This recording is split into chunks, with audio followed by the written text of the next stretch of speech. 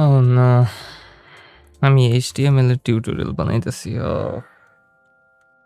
জংলি ভাইয়া is back and আমি আপনাদের জন্য HTML এর টিউটোরিয়াল নিয়ে আসছি। ওকে। সো আসসালামু আলাইকুম এভরিওয়ান। কি অবস্থা সবার? আশা করি সবাই ভালো আছেন, সুস্থ আছেন, সুন্দর আছেন। আমি আলহামদুলিল্লাহ ভালো আছি। ওয়েলকাম টু মাই চ্যানেল, যেখানে আমি নিজে শিখি এবং আপনাদেরকে শেখাই। এই ভিডিওটার টাইটেল দেখে বুঝতেই পারতেছেন যে আমি আপনাদেরকে HTML শেখাবো এবং এই ভিডিওটা আমি জাস্ট বেসিক HTML এর গঠন এবং হেডার ট্যাগ নিয়ে কথা বলবো। সো শুরু করা যাক। আপনারা যেকোনো ধরনের কোড এডিটর ইউজ করতে পারেন এই HTML টিউটোরিয়ালের জন্য। আমি VS কোড ইউজ করব এবং VS কোডটা যারা ইনস্টল করেন নাই অথবা ইউজ করেন নাই আগে তাদের জন্য বলে রাখি যে ভয় পাওয়ার কিছু নাই। আপনারা গুগলে গিয়ে সার্চ দিবেন VS কোড, তারপর আপনারা সবার প্রথমে যেই ওয়েবসাইটটা থাকবে সেটাতে চলে আসবেন এবং এমন একটা ওয়েবসাইট পাবেন যেটার নাম হবে code.visualstudio.com। এখানে গিয়ে দেখবেন প্রথম পেজের মধ্যেই লেখা আছে কোড এডিটিং রিডিফাইন্ড, এর নিচেই দেওয়া আছে ডাউনলোড ফর উইন্ডোজ। এখানে সাইডে একটা বাটন থাকবে, সেটাতে ক্লিক করবেন এবং এরপর উইন্ডোজ 64 ইউজার ইনস্টলার, এটার পেছনে স্টেবলের যে ডাউনলোডের আইকনটা আছে সেখানে ক্লিক করবেন, তাহলেই আপনাদের উইন্ডোজের জন্য ইনস্টলেশনটা শুরু হয়ে যাবে। ইনস্টল হয়ে যাওয়ার পর জাস্ট আপনারা ইনস্টল করবেন এবং ইনস্টল শেষ হয়ে যাওয়ার পর আমরা একটা কাজ করতে পারি, সেটা হচ্ছে একটা ফোল্ডার তৈরি করে নিতে পারি। আমি এখানে আমার ডেস্কটপে একটা ফোল্ডার তৈরি করে নিব। ফোল্ডারের নাম দিলাম আমি HTML এবং এই HTML ফোল্ডারটাকে আমি VS কোড দিয়ে ওপেন করে নিতে পারি এবং VS কোড ওপেন করলে আপনারা এমন একটা ইন্টারফেস দেখতে পারবেন এবং এই ইন্টারফেসটাই হচ্ছে VS কোডের একেবারে বাই ডিফল্ট ইন্টারফেস। এবং আমি এখানে জাস্ট একটা থিম ইনস্টল করে নিছি, তাই কালার যদি একটু উল্টাপাল্টা হয় তাহলে তেমন কোনো কিছু ভাবার দরকার নাই। অ্যান্ড আপনারা সবার প্রথমে একটা কাজ করতে পারেন, VS কোডের এখানে যদি সাইড বারে দেখেন, সাইড বারের নিচে একেবারে একটা আইকন আছে মিডলে, সেটা হবে এক্সটেনশনস নামে। এখানে ক্লিক করবেন এবং এক্সটেনশনসে ক্লিক করার পর উপরে সার্চ বারে লিখবেন লাইভ সার্ভার। এটার কাজটা কি আমি পরবর্তীতে বলে দেব। লাইভ সার্ভারে ক্লিক করার পর এটাকে ইনস্টল করে নেবেন এবং ইনস্টল হয়ে গেলে আমরা আমাদের মেইন কোডিং প্রসেসে চলে যেতে পারি। সো আমার এটা ইনস্টল হয়ে গেছে, লাইভ সার্ভার যে এক্সটেনশন আছে সেটা। অ্যান্ড আপনাদের এক্সট্রা কোনো কিছু ইনস্টল করার প্রয়োজন নেই আপাতত। অ্যান্ড দেন আমি সবার উপরে এখানে ফাইল বাটন একটা আছে, সেই বাটনের ভেতরে ক্লিক করলে আমরা কিছু অপশন দেখতে পারবো। এখানে আমাদের একটা অপশন থাকবে ওপেন ফোল্ডার। সো ওপেন ফোল্ডারে গিয়ে আমি এখানে আমাদের একটা ফোল্ডার ওপেন করতে বলবে, যে ফোল্ডারটা আমরা ওপেন করতে চাই। আমরা একটা ফাইল তৈরি করে নিয়েছিলাম যেটার নাম দিয়েছিলাম HTML। এই ফোল্ডারটাকে ওপেন করে নিব, জাস্ট ডেস্কটপে গিয়ে HTML এ ক্লিক করব অ্যান্ড দেন আমি সিলেক্ট ফোল্ডার বাটনে প্রেস করার সাথে সাথে আমাদের ফোল্ডারটা ওপেন হয়ে যাবে। এখানে দেখতে পারবেন এই যে এখানে লেখা আছে এক্সপ্লোর এবং নিচেই আপনার ফোল্ডারের নামটা দেওয়া থাকবে। এখন আমরা এখানে যে ফাইল তৈরি করব সবগুলোই আমাদের মেইন ফাইলে যোগ হয়ে যাবে। এবং আপনারা আরেকটা কাজ করতে পারেন, সেটা হচ্ছে এই ফাইলে গিয়েই নিচে দেখবেন অটো সেভের একটা অপশন আছে, সেটা অলওয়েজ অন করে রাখবেন। তাহলে আপনি যেই কাজই করেন না কেন সবগুলোই আপনি অটো সেভ হইতে থাকবে। সো আশা করি আপনারা এতটুকু পর্যন্ত বুঝতে পারছেন এবং আমি বেশি ঘেঁচাইনি। সো আমি কি করব, এখন এই এক্সপ্লোরের ভেতর এই যে বাটনটা আছে এটার নামই হচ্ছে এক্সপ্লোর। এই এক্সপ্লোরে আমাদের যে ফোল্ডারটা আছে সেটা ওপেন হয়ে আছে এবং এই ফোল্ডারের পাশেই একটা বাটন আছে যেটা দেখতে কিছুটা একটা ফাইলের মতো এবং প্লাস চিহ্নওয়ালা, একেবারে লেফট সাইডে যেটা নিউ ফাইল লেখাই আছে, এটাতে প্রেস করব। তাহলে আমাদের নিচে এমন একটা কিছু ভাসবে, এমন একটা খালি বক্স ভাসবে যেখানে আমরা নতুন ফাইল তৈরি করে নিতে পারি। সো নতুন ফাইল তৈরি করার জন্য আমি এখানে জাস্ট একটা নাম দিয়ে দিব, যেমন আমি দিয়ে দিলাম এটার নাম ফার্স্ট, অথবা এটার নাম দিয়ে দিতে পারি header tag. So header dot HTML দিয়ে দিব যেন এটা একটা HTML ফাইল হয়। অবশ্যই HTML এক্সটেনশনটা ব্যবহার করতে হবে। সো আপনারা যে ফাইলের নাম দিতে চান সেটা দিবেন, তারপর শেষে .html দিয়ে অ্যাড করে দেবেন। এখন আমি এন্টার প্রেস করলেই আমার ফাইলটা তৈরি হয়ে যাবে। সো আমি এন্টার প্রেস করলাম এবং আমার ফাইলটা এখানে তৈরি হয়ে গেছে এবং সাথে সাথে আমাদের এমন একটা ইন্টারফেসে নিয়ে আসবে by default. So by default যেহেতু আমাদেরকে এমন একটা পেজে নিয়ে আসছে, আমি যদি এই এক্সপ্লোর বাটনটাতে আরেকবার ক্লিক করে দিই তাহলে এটা ছোট হয়ে যাবে এবং আমার কাছে ফুল একটা বিশাল বড় একটা স্ক্রিন চলে আসবে। এখন আমরা এখানে যাই টাইপ করব না কেন সবকিছু আমরা আমাদের ব্রাউজারে দেখতে পাই। সো যেহেতু এটা একটা header.html ফাইল, সো আমি এখানে লিখলাম this is a header tag, যদিও আমি এখানে কোনো ট্যাগ দেই নাই। ট্যাগ কি জিনিস সেটা আমরা পরবর্তীতে দেখব। সো আমি এখানে লিখলাম this is a header tag এবং নিচে এখানে একটা অপশন দেওয়া আছে যেটা হচ্ছে গো লাইভ, যদি আপনারা লক্ষ্য করেন। সো এখানে যখন আপনি ক্লিক করবেন তখনই আপনার ডিফল্ট ব্রাউজারটা স্টার্ট হয়ে যাবে এবং এই যে এই ফাইলটা আছে, যে ফাইলটা আপনি এডিট করতেছেন, সেই ফাইলটা আপনার ওয়েব পেজে শো হয়ে যাবে।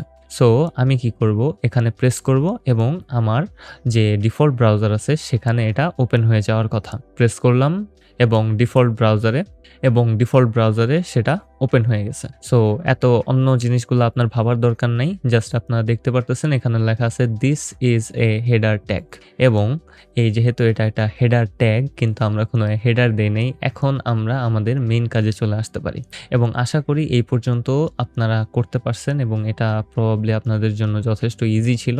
So this is a header tag, এটা যদি শো না হয় তাহলে আপনারা খুব সম্ভবত কোনো একটা প্রবলেম করছেন যেটা আপনাদেরকে আরেকবার দেখে দেওয়া উচিত। সো আমি সবার প্রথমে এখন কি করব, আমি এখানে দিস ইজ এ হেডার ট্যাগটাকে কেটে দিব এবং কেটে দেওয়ার পর আমি এখানে লিখব একটা অ্যারো, লেফট অ্যারো দিব এবং একটা রাইট অ্যারো দিব এবং এর ভেতরে একটা কোয়েশ্চেন মার্ক দিয়ে লিখব ডক টাইপ, বড় হাতের DOCTYPE। তো এই ডক টাইপটা লেখার পর আমি লিখব HTML। So doc type HTML দ্বারা আমরা নির্দেশ করতেছি যে আমরা যে পেজটাকে লোড করতেছি সেই পেজটা একটা ডকুমেন্ট টাইপ পেজ এবং ওই ডকুমেন্ট টাইপ পেজের ভেতরে আমরা ডকুমেন্ট টাইপের জিনিসপাতি রাখবো। এটা হচ্ছে HTML5, যেটা বর্তমান HTML এর ভার্সন, সেটার একটা স্পেসিফিকেশনের মতো। সো এটা দিয়ে আসলে আমরা বুঝাইতেছি যে আমরা আসলে HTML5কে ব্যবহার করি। সো ডক টাইপ HTML লেখার পর আমি কোনো কিছুই করিনি, অটো সেভ অপশনটা যদি আপনাদের অন থাকে তাহলে এখন যদি আমি এটাকে মিনিমাইজ করে দিই, আমার যে ডিফল্ট ব্রাউজারটা ওপেন ছিল সেখানে গেলে আমরা সাথে সাথে দেখব যে এখানে রিলোড করার পর আমাদের এটা চলে গেছে। সো আমরা বুঝতে পারতেছি যে যখনই আমরা এখানে কোনো কিছু করতেছি তখনই সেটা আমাদের মেইন পেজে রিলোড হয়ে যেতেছে, আমাদের এক্সট্রা ভাবে সেভ করার কোনো প্রয়োজন পড়তেছে না।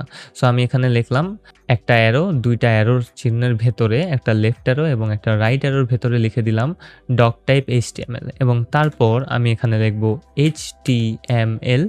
এটা এখন VS কোডে বিল্ট ইন অবস্থা আছে যে আপনাদেরকে বারবার ট্যাগ দিতে হবে না। সো আমি জাস্ট এখানে HTML লিখলে কি হবে, আমি HTML দেখতেছেন এখানে সরাসরি আমাদের একটা রেফারেন্স চলে আসছে, এগুলাকে রেফারেন্স বলা হয় এবং HTML এ যদি আমি জাস্ট এন্টার প্রেস করি তাহলে আমাদের এখানে একটা HTML ট্যাগ তৈরি হয়ে যাবে।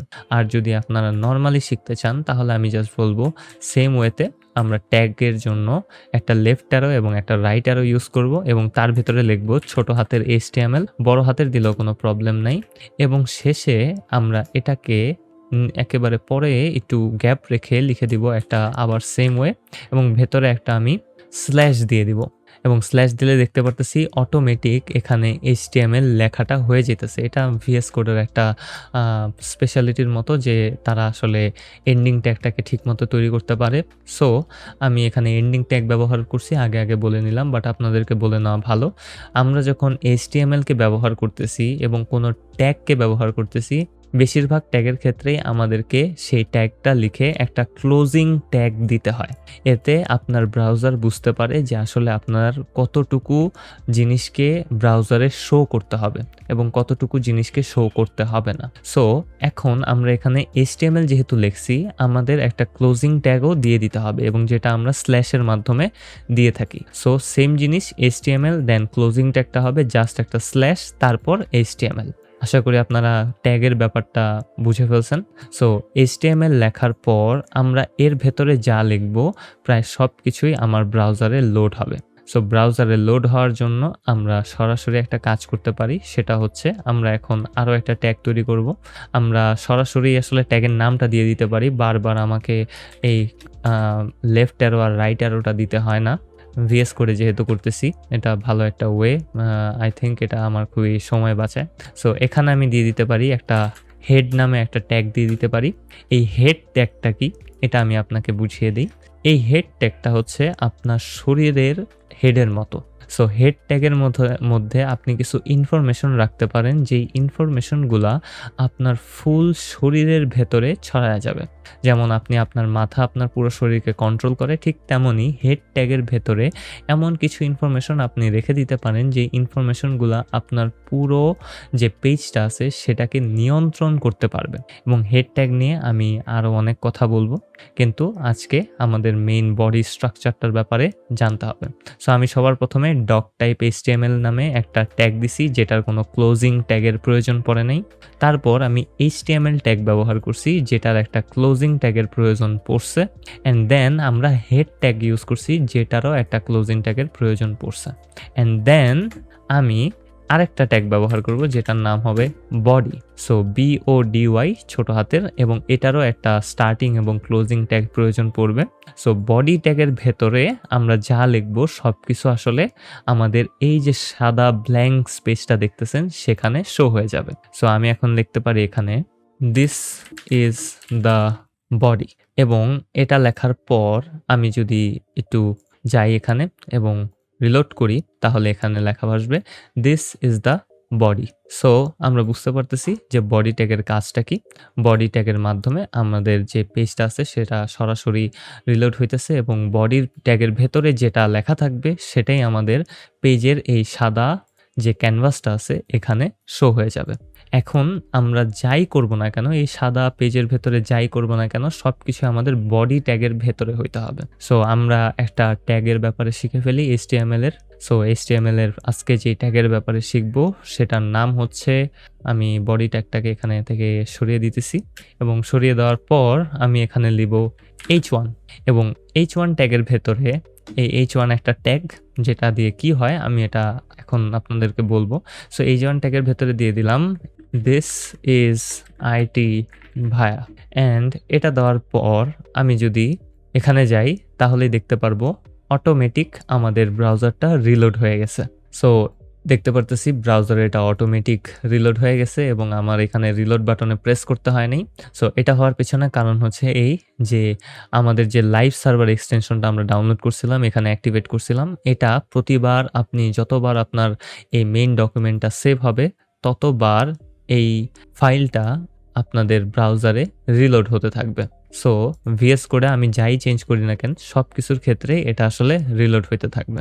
সো H1 ট্যাগের ব্যাপারটা কি হয়েছে, আমি H1 ট্যাগটাকে একটু সরায় দিই এখান থেকে, জাস্ট আমি যেমনটা ছিল আগে নিয়ে আসি। অ্যান্ড আমরা এখানে যদি সাইড বাই সাইড কম্পেয়ার করি জিনিসটাকে, আমি এটাকে সাইডে দিয়ে দিব। হ্যাঁ, তো সাইডে দিয়ে দেওয়ার পর আমি জাস্ট এখানে দিয়ে দিতে পারি দিস ইজ ITVAYA, অ্যান্ড ওটা আপনি রিলোড হয়ে যাওয়ার কথা। এবং রিলোড হওয়ার পর দেখতে পারতেছি এখানে দেওয়া আছে দিস ইজ ITVAYA লেখা আছে। অ্যান্ড দেন আমি H1 ট্যাগটাকে ব্যবহার করব, এবং সেম জিনিসটাকেই কপি করে H1 ট্যাগের ভেতরে পেস্ট করে দিব। এরপর আমি জাস্ট আরেকবার এখানে সেভ করব, এবং দেখা যেতেছে নিচেই আসছে দিস ইজ ITVAYA, বাট এটা একটু বড় আকারের এবং এটা একটু দেখতে বোল্ড আকারের হয়েছে, যেটা এই ছোট দিস ইজ ITVAYA থেকে বেটার। সো আমরা বিভিন্ন ধরনের যে হেডিং তৈরি করি, বিভিন্ন ধরনের যে পেজের ভেতরে হেডিং দেখতে পাই, সব কিছুই আসলে এই H1 ট্যাগের মাধ্যমে করা হয়। সো H1 ট্যাগের কাজ হচ্ছে এটা, এবং H ট্যাগ এটাকে হেডার ট্যাগও বলা হয়। হেডার ট্যাগটা আসলে একটা না, এটা আসলে ছয়টা হেডার ট্যাগ আছে। সো এটা দেখানোর জন্য আমি এটাকে কপি করব এবং নিচে 5 বার পেস্ট করে দিব, 3 4 5, এবং পেস্ট করার পর আমি জাস্ট 1টাকে চেঞ্জ করে দিয়ে দিব 2, এবং এখানে 1টাকে চেঞ্জ করে দিয়ে দিব 3, এখানে চেঞ্জ করে দিয়ে দিব 4, এবং এখানে চেঞ্জ করে দিয়ে দিব 5। আমি আরেকটা ট্যাগ দিতে ভুলে গেছি, যেটা আমি পরে দিয়ে দিব। সো এখানে দিয়ে দিলাম 5, এখানে দিয়ে দিলাম 4, সরি অ্যাবাউট দ্যাট, এখানে দিয়ে দিলাম 3, এখানে 4 হবে, এখানে হবে 2, অ্যান্ড লাস্টলি আমাদের একটা H6 ট্যাগও ইউজ করতে পারি। সো কপি করে লাস্টে আমি পেস্ট করে দিব, এবং আমি এটাকে একটু ফিক্স করে নিতেছি H6 এবং H6 ট্যাগ। সো আমাদের কাছে 6টা ট্যাগ আছে, এখন আমরা যদি আমাদের ব্রাউজারটাকে রিলোড করি, আমি জাস্ট আমার ফাইলের ভেতরে কন্ট্রোল এস চাপ দিলেই এটা রিলোড হয়ে যাবে। যদি আপনার ব্রাউজার অটোমেটিক রিলোড না হয়, তাহলে আমি কন্ট্রোল এস চাপ দিলাম। রিলোড হয়ে যাওয়ার পর দেখতে পারতেছি যে this is ITVAYA, this is ITVAYA, this is ITVAYA এবং আস্তে, আস্তে পুরো সিনট্যাক্সটাই ছোট হইতেছে এবং ছোট হইতে, হইতে একেবারে ক্ষুদ্র সাইজ হয়ে গেছে, যেটা আমাদের মেইন যে লেখা ছিল সেটা থেকেও ছোট আকারের হয়ে গেছে। তো আমরা দেখতে পারতেছি যে H1 ট্যাগ থেকে আমরা H6 ট্যাগ পর্যন্ত ব্যবহার করতে পারি, যেটা আমাদের টেক্সটকে বোল্ড করবে এবং বোল্ড করার সাথে, সাথে এটা আমাদের টেক্সটকে ক্রমান্বয়ে ছোটও করবে। সো আমরা আমাদের মন মতো যে কোনো ট্যাগ ব্যবহার করতে পারি, যেটা ব্যবহার করে আমরা আমাদের হেডারটাকে তৈরি করে নিতে পারি। সো আজকের এই ভিডিওটা এই পর্যন্তই থাকবে।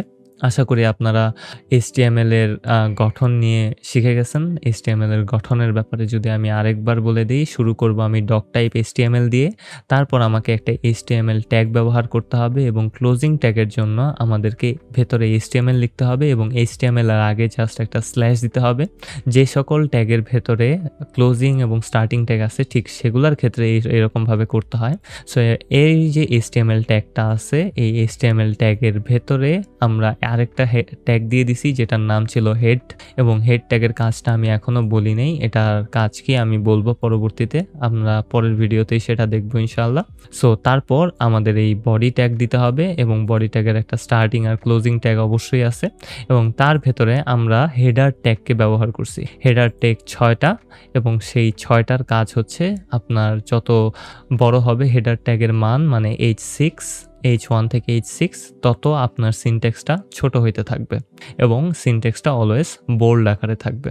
সো আশা করি আপনারা এতটুকু পর্যন্ত বুঝতে পারছেন। যদি বুঝে থাকেন তাহলে ভিডিওটা একটা লাইক করবেন, যদি না বুঝে থাকেন কমেন্টে করে জানাবেন। নতুন কিছু শিখতে চাইলে কমেন্টে বলবেন। অ্যান্ড আমি আমার নিজের থোবরাটা এখন দেখাইতে চাইতেছি না, বিকজ আমার চুল আলাঝালো হয়ে আছে। অ্যান্ড এই তো, এই পর্যন্তই। একটা সাবস্ক্রাইব দিন, কারণ সাবস্ক্রাইব করলে আমার ভালো লাগে, আমার মনে শান্তি লাগে। সো এই তো, টাটা, সি ইউ লেটার।